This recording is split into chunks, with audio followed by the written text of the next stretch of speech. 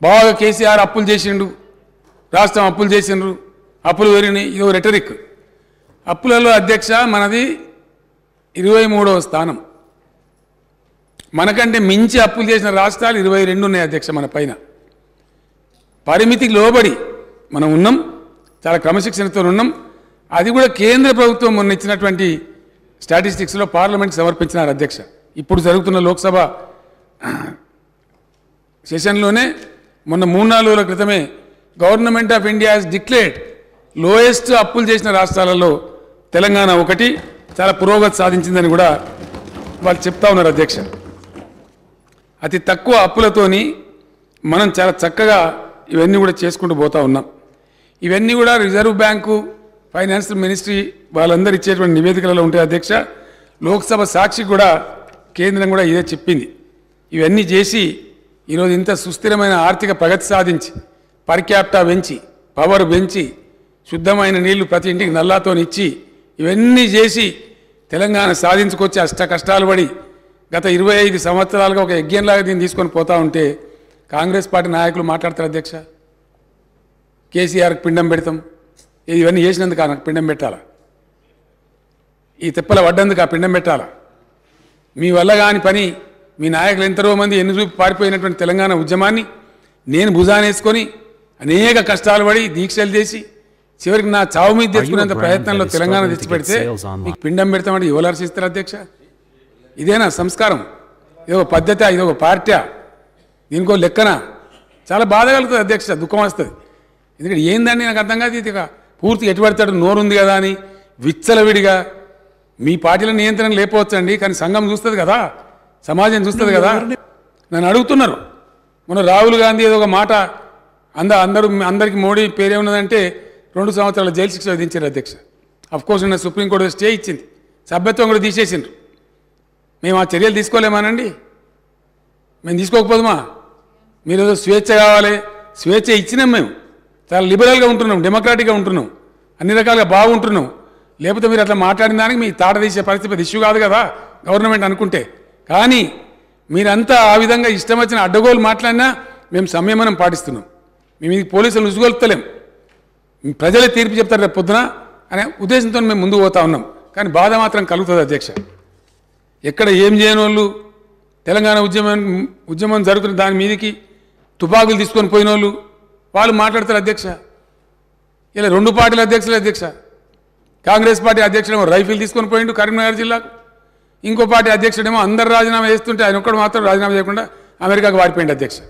Bharatiya Janata party ఆ ఉన్న ఒక వ్యక్తి ఎన్ఎల్ లక్ష్మీనారాయణ నిజామాబాద్ టౌన్లో ఆయన ఉండే, ఆయన రాజీనామా చేసిండు అధ్యక్ష. మమ్మల్ని నమ్మి రాజీనామా చేస్తే నేను స్వయంగా పోయి, నేను అప్పుడే దీక్ష నుంచి విరమించుకొని వచ్చిన, నాకు ఆరోగ్యం బాగా లేకున్నా ఆయన కోరిన టైంలో 4 PM రావాలని చెప్తే నేను పడుకుంటా లేసుకుంటా 4 PM పోయి వీళ్ళ ఆనాటి పెద్ద లీడర్ వీళ్ళ దాంట్లో డి శ్రీనివాస్ గారని ఆయనను ఓగొట్టి మళ్ళీ లక్ష్మీనారాయణ గారిని సిన్సియర్ గెలిపించిన అధ్యక్ష.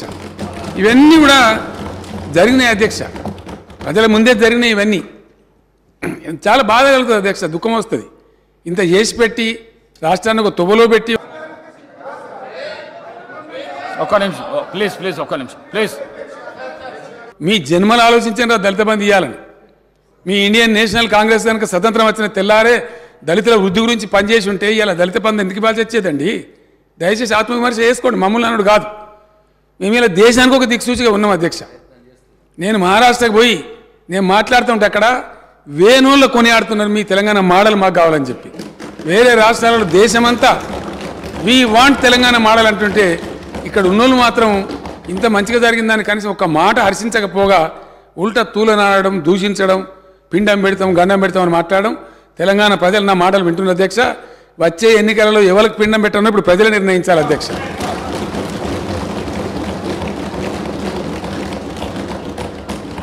తలసరి విద్యుత్ వినియోగంలో దేశంలో నంబర్ 1 అధ్యక్ష తెలంగాణ.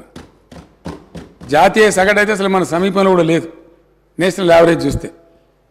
అతి తక్కువ సమయంలో విద్యుత్ ఎక్కడిది అధ్యక్ష? కాంగ్రెస్ హయాంలో విద్యుత్తు మొన్న కూడా వీళ్ళ కడుపుల సంగతి బయట పెట్టిండ్రు.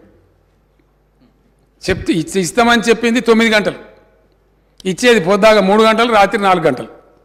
ఆడిపోయి షాకులు కొట్టి సావా, పాములు గారి సావా, వందల మంది రైతులు చచ్చిపోయారు అధ్యక్ష.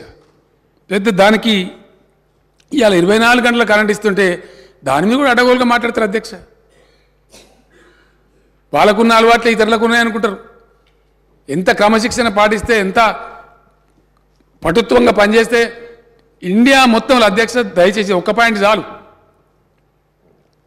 ఏదైనా చూడడానికి పరిశీలించడానికి కొన్ని సరిపోతాయి అధ్యక్ష. కొన్ని సూచికలు ఉంటాయి, ఇండికేటర్స్ ఉంటాయి. అన్నం ఉడికిందా లేదని మొత్తం కుండను విసుకము, ఒక గింజను విసిస్తే దాన్ని బట్టి అర్థమవుతుంది. కొన్ని ఇండికేటర్స్ చూస్తే అర్థమైపోతుంది ఏ రాష్ట్రం సంగతి, వాకిలు చూస్తే ఇల్లు సంగతి తెలుస్తుంది అన్నట్టుగా. ఎంత ఇండియా మొత్తంలో ఏ ఒక్క రాష్ట్రంలో కూడా 24 అవర్స్ పవర్ సప్లై లేదు. ఈరోజు నేను నిలబడి మాట్లాడే టైంలో no single state in India gives 24 power supply to all the sectors. అప్పుడు ఎట్లా అధ్యక్ష, కాంగ్రెస్ రాజ్యంలో పేలిపోయే ట్రాన్స్ఫార్మర్లు, వందల కొద్ది కాలిపోయే మోటార్లు ప్రతిరోజు అధ్యక్ష, ఒకరోజు కాదు. ట్రాక్టర్ కాలిపోతే పడ్డ బాధలన్నీ ఊరోళ్ళందరూ తలా 2,000 తలా 3,000 జమ చేసి ట్రాక్టర్ మీద పెట్టి ఎలక్ట్రిసిటీ ఆఫీసుల కాడ పోయి ఎలక్ట్రిసిటీ ఆఫీసుల కాడ ధర్నాలు, భయంకరమైనటువంటి పరిస్థితులు అధ్యక్ష. వీళ్ళు మాకు ఇలా పాఠాలు చెప్తామంటారు, వీళ్ళు మాకు నీతులు చెప్తామంటారు. ఇలా చాలా కష్టపడి ఈ స్థితికి తీసుకొచ్చినాం అధ్యక్ష. దీన్ని కాపాడుతున్నాం మేము. దీని మీద అపోహలు కలిగే విధంగా ఇష్టం వచ్చినట్టు మాట్లాడారు అధ్యక్ష. ఆనాడు రాష్ట్రం ఏర్పడ్డ నాడు నేషనల్ కాంగ్రెస్ పార్టీ హయాంలో తెలంగాణ స్థాపిత విద్యుత్ శక్తి 7,778 మెగావాట్ల అధ్యక్ష. ఈరోజు తెలంగాణ ఇన్స్టాల్డ్ కెపాసిటీ 18,756 మెగావాట్ల అధ్యక్ష. అతి త్వరలో 4-5 నెలలలో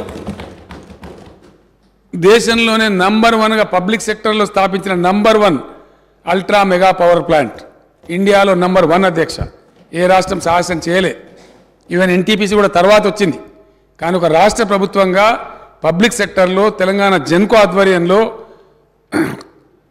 4,000 మెగావాట్స్ పవర్ స్టేషన్ 30,000 కోట్లతోని మేము నల్లగొండలో దామర్చర్లో పెట్టినాం అధ్యక్ష.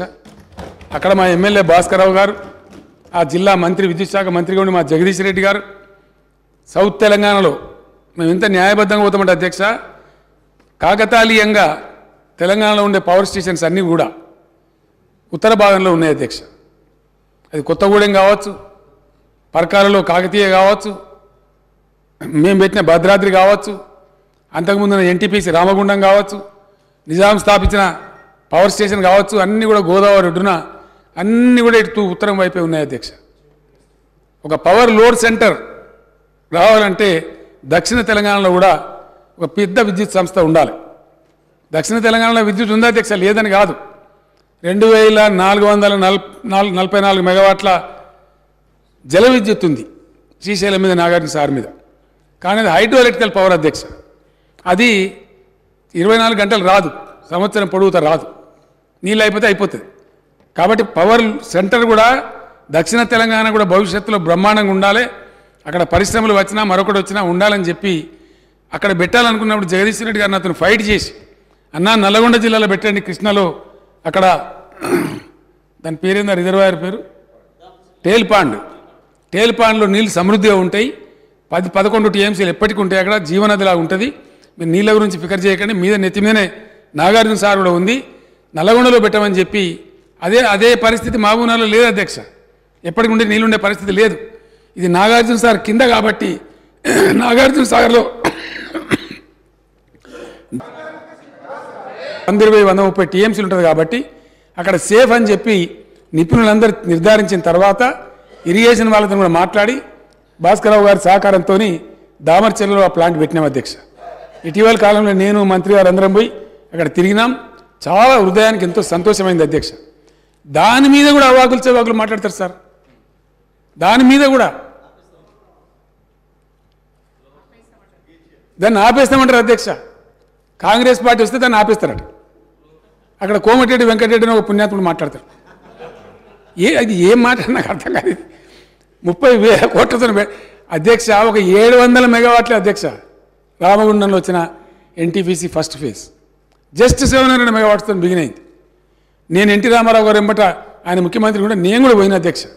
మొరార్జీ దేశాయ్ గారు ఆనాడు ప్రధానమంత్రి వచ్చి ఫౌండేషన్ స్టోన్ వేసినారు. ఇవాళ రామగుండం ఎంత ఆర్థికంగా, కరీంనగర్ జిల్లా ఆర్థికంగా ఏ విధంగా ఉంది అధ్యక్ష? ఎన్టీపీసీ టౌన్షిప్ అంటే పెద్ద గర్వంగా చెప్పుకుంటారు. అక్కడ అట్లాంటిది ఏక బిగిన 4000 మెగావాట్స్ వస్తే దాని మంచి తెలియదు, దాని చెడ్డ తెలియదు, దాంతో జరిగే పరిణామాలు ఎన్ని లాభాలు జరుగుతాయనేది తెలియకుండా ఇష్టం వచ్చినట్టు మాట్లాడతారు అధ్యక్ష. కాంగ్రెస్ పార్టీ వాళ్ళ నోటికి మొక్కాలి, తీసేస్తాం. నేను లాస్ట్ ఎలక్షన్లో చెప్పిన భూపాలరెడ్డి ఇప్పుడు నల్గొండ ఎమ్మెల్యే మా అభ్యర్థి ఉంటే మంచి టైంలో చేరుకున్న అధ్యక్ష నేను నల్గొండకు. అరే మీ జిల్లాలో ఇట్లాంటి దుర్మార్గులను ఎట్లా గెలిపిస్తారండి? వీళ్ళకి అభివృద్ధి గురించి కనీసం జ్ఞానం ఉందా, సోయి ఉందా? 30,000 మెగావాట్లతో పవర్ ప్లాంట్ పెడితే దాన్ని తీసేస్తామనే వ్యక్తిని మీరు నల్గొండలో గెలిపిస్తారా అని అడిగిన నేను, ఓడగొట్టిన అధ్యక్ష. ఇప్పుడు కూడా ఏమంటారు, దాన్ని బంద్ చేస్తారట. కాంగ్రెస్ గవర్నమెంట్ వస్తే దామరచర్ల విద్యుత్ ప్రాజెక్ట్ బంద్ చేస్తాం, ఇది వాళ్ళ మాట అధ్యక్ష. 3 నెలల్లో స్టార్ట్ చేస్తున్నాం అధ్యక్ష. లెక్క ఎందుకంటే ఇప్పుడు 18,756 చేరుకున్నాం అధ్యక్ష. ఏదైతే 25,000 లక్ష్యంగా పెట్టుకున్నామో షార్ట్ పీరియడ్లో చేరుకోబోతా ఉన్నాం. 4,000 మెగావాట్ల దామరచర్ల 3-4 నెలల్లో ఇనాగరేట్ చేసుకోబోతా ఉన్నాం అధ్యక్ష. మ్యాక్సిమం 5-6 మంత్స్లో అయితే కంప్లీట్ 4 వచ్చేస్తాయి అధ్యక్ష. అదేవిధంగా ఎన్టీపీసీ నరేంద్ర మోడీ గారు మరి ఆయన ఏం పగనో మన మీద, ఏం కథనో తెలియదా? బీజేపీ వైఖరి ఏందో, మాటలేమో పొడుగు మాట్లాడతారు. వాళ్ళ పద్ధతి చూస్తే అధ్యక్ష, తెలంగాణ అనగానే ఆయనకి ఎందుకు ఏం దుష్మనో అర్థం కాదు. తల్లిని చంపి బిడ్డని బతికించినట్టాడు. రకరకాల వ్యాఖ్యానాలు చేస్తారు, పార్లమెంట్ సాక్షిగా మాట్లాడతారు. బీజేపీ నాయకులు వచ్చి ఏమేమో మాట్లాడతారు, మళ్ళీ తెలంగాణ ప్రజలు ఓట్లు కావాలి అధ్యక్ష. ఎన్టీపీసీలో మ్యాండేటెడ్ అధ్యక్ష, బాధ కలుగుతుంది ఇక్కడ.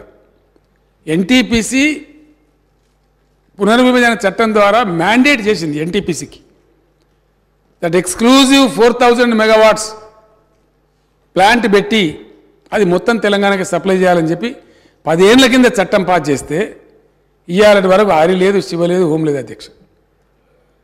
ఏమేం కావాలో అన్ని ఇచ్చినాం, నీళ్ళ సప్లై ఇచ్చినాం. నేను స్వయంగా పోయిన అధ్యక్ష, 3 సార్లు రామగుండం పోయినా, మాట్లాడినాం, పరిశీలించినాం. ఓన్లీ 1,600 చేపట్టారు. ఎందుకంటే 1,600 చేపడతారు? మాకు మీద నుంచి ఆదేశం సార్, మేమేం చేస్తాం సార్? మీదే ఆదేశం వాళ్ళకి ఏమైనా జబ్బా? విద్యుత్ శక్తి దేశంలో పెరుగుతుంటే వాళ్ళని పెంచుతారు కానీ చూస్తారా అధ్యక్ష? మన కర్మానికి ఇంతకుముందు అక్బరుద్దీన్ బాయిసాబ్ చెప్పినట్టుగా దేశాన్ని ప్రగతి పదంలో పోకుండా కట్ చేస్తున్నారు అధ్యక్ష. మ్యాండేట్గా చట్టాన్ని కూడా గౌరవించే సంస్కారం లేనటువంటి కేంద్ర ప్రభుత్వం ఉండడం మన దురదృష్టం. 1,600 మొదలుపెట్టిండ్రు, అది కూడా తేపగొప్పారి. ఇక రేపు అయిపోతుంది సార్ అంటారు, ఇక రాదు. దానికి ఇక్కడ బీజేపీ నాయకులకి వాళ్ళ డైలాగులు కాదు, వాళ్ళ మాటలు కాదు, వాళ్ళ కథలు, దీని మీద మాత్రం మాట్లాడరు. ఇక్కడ నుంచి ఎంపీలు ఉన్నారు, ఎమ్మెల్యేలు ఉన్నారు, పార్టీ వస్తూ ఉంటారు, పోతూ ఉంటారు. ఆయన వస్తాడు, అమిత్ షా ఇంకొక ఆయన తిరుగుతూ ఉంటారు. నెల రోజుల లోపల ప్రభుత్వాన్ని కూలగొడతామంటారు. ఇది ఇయ్యరాదు, ఈ కరెంటు శాతనైతే ఇది కాదు, ఇది శాత కాదు. ఇదంతా రియాలిటీ అధ్యక్ష. నేను చెప్తుండేది ఆక్రోశం, నా బాధ చెప్తున్నాను నేను. అందులో 1,600 రెడీ అయింది. మరి నేను మాట్లాడిన ఏం సంగతి, మీరు ఇస్తారా సస్తారా, ధర్నా చేయమంటారా, మరొకసారి ఢిల్లీ పోయడం లేదు సార్, అవసరం లేదు. 1,600 రెడీ అయింది. దానికి మాత్రం ప్రధానమంత్రి వస్తాడు అధ్యక్ష. అంకితం, జాతికి అంకితం ఇస్తామంటారు. వీళ్ళు చాలా గొప్పలు. రైల్వే స్టేషన్లో లిఫ్ట్ కూడా చేసి జాతికి అంకితం అంటారు. దవాఖానాలో లిఫ్ట్ పెట్టి దానికి జాతికి అంకితం అంటారు. ఒకటే రైలుకి అదే దాని పేరేందో రైలు, అది వందే భారత్ రైలు అని చెప్పి 100 సార్లు జెండా ఊపుతారు అధ్యక్ష. అక్కడ మాత్రం రెడీ.